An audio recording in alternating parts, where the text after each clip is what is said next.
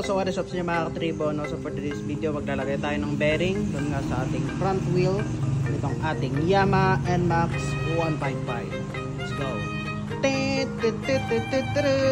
Dahil kung mapapansin nyo mga katribo, ano na siya,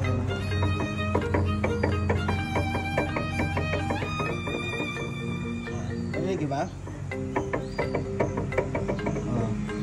Dito nang gagaling yan, tapos kung mapapansin nyo may mga tumatagas-tagas ng mga langis dito. So walang na dito lang yung problema. So gawin natin ngayong araw.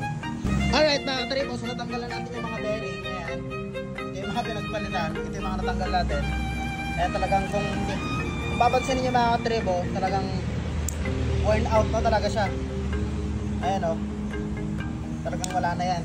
Ayan, so natanggalan natin siya. So gumamit tayo ng bakal at ibang screwdriver.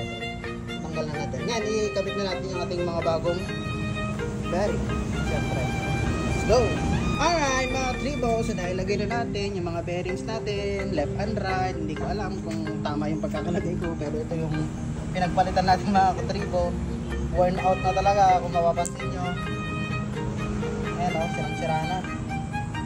Yan, buti na lang nakapagpalit na tayo. Shoutout po NSK bearing para sa Yamaha NMAX.